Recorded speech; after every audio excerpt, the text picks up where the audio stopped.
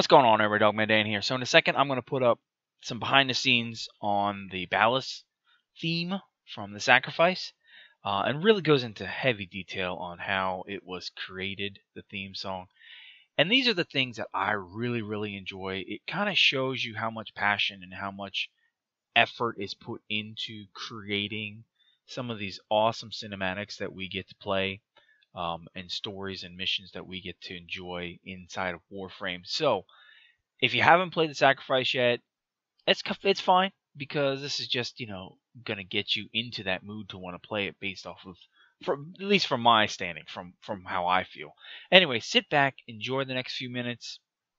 Comments, questions, share it. I'll catch you guys soon. Hey guys, just going to take you through a bit of the Ballas theme that I wrote for the Sacrifice quest. Ballas is an interesting character. He's both, kind of Orokin, kind of sentient. So we wanted to make sure that we hit upon all of those flavors when we were writing the music. So the first thing I wanted to show you is the beginning, which has this interesting kind of synth kind of thing going on. I was struggling for a while with how to start this off, and I wasn't quite sure how to do it, because I wanted to have a bit of sense of foreboding and brooding and mystery. And then, so I was just going through some patches. Actually, I was using Massive, which is a fantastic synth plugin. And I came across this patch, and it just kind of worked. I'll play a bit of it for you. So it's got that dark, kind of mysterious vibe. And a cool thing that I like to do is I like to always have things moving on it. I always like the sounds are never static. So you can see here in the shot here, the cutoff filter is gradually opening up as the synth line plays out throughout the beginning. So it starts very kind of quiet and low tones, and then it builds into higher pitches. Which is pretty cool. All right, so for the drums for the Ballas theme, I wanted to make sure I had some like heavy kind of powerful, thunderous kind of sounds going on for it. Warframe is famous for its use of taiko drums, and they're very big drums. They're very powerful sounding, and they're very unique sounding. So I kind of just started, messing around with some different drum sounds and kind of came up with some interesting patterns. And the way I like to work is I work in pieces. So I'll do one track at a time. So, you have a pretty basic hit there that then gets augmented with another track. And then another kind of a normal kick drum that kind of gives it weight, Then there's another kind of percussive element that's in there as well, which kind of gives it a bit of like a unique kind of Orokin kind of vibe. And then a bit of a shaker in there, because why not? You always have to have shaker, right? Yeah, so that's the basic building blocks for the drums on this track.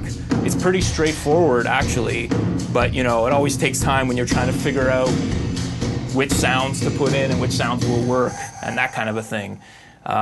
So that's kind of a bit of an overview of how that works. So another element that we wanted to use to give it a very creepy kind of vibe. Ballas is a creepy guy. He's got this really weird long arm. It's like, okay, how do you make his theme kind of feel creepy and mysterious and kind of off kilter? I was kind of messing around with some different sounds, and I kind of came across this one kind of interesting sound that has this high pitch. It almost feels like a string thing, but it isn't. It's kind of a weird synth thing that just gives this really creepy kind of mysterious, otherworldly vibe. And it's actually two parts. So I'll play you the first part is this.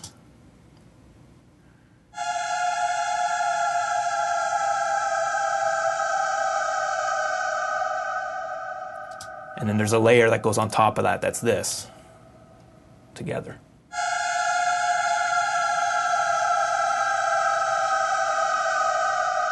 Just kind of fills it up a bit,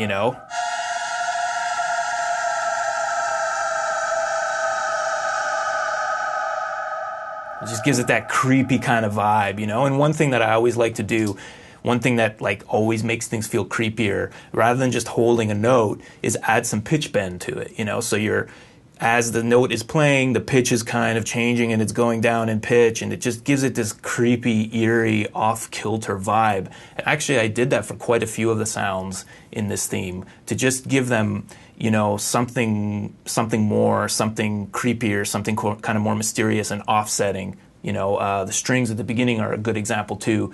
You know, it's this one held kind of note that just kind of the pitch of it is going up and down constantly, which kind of gives it this creepy vibe. I can play a bit of that for you guys too here. It might be a little hard to hear, but we can try here.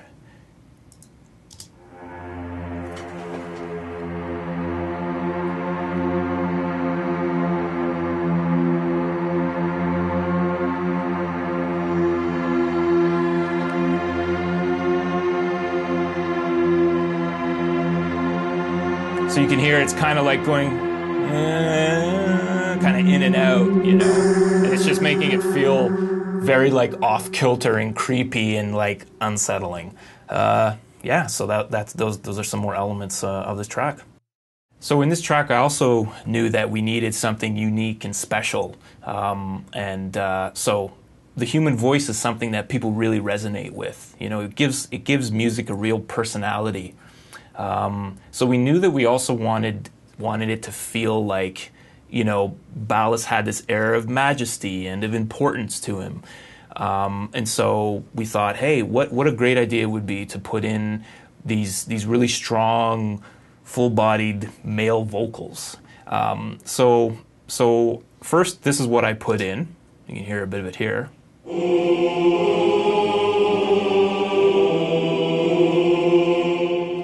And that's fine on its own, but you know, a common thing to do is to augment samples. This is a choir sample with real recordings to give it that personality and to really give it a flavor. You know, and you know, it's still hard to really meld samples into something that sounds realistic.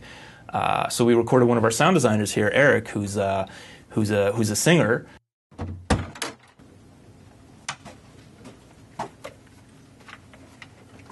Want to take this from the top, or? Yeah. Okay. Right. All right. Yeah. Oh.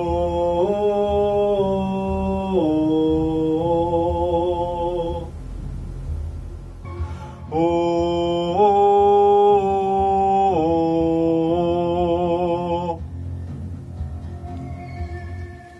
I nailed it that time, no question. So we recorded him multiple times onto about 10 or 12 different tracks here. And then this is just his vocal of that part. You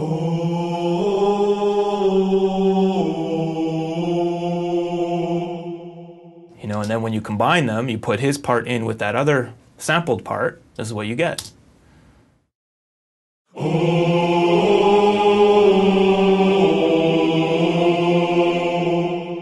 So you get a nice kind of, you know, different amount of timbres in there. You know, you get high parts, you get lower parts, you got mid-range parts, and it just kind of fills it out really nicely in the context of the track.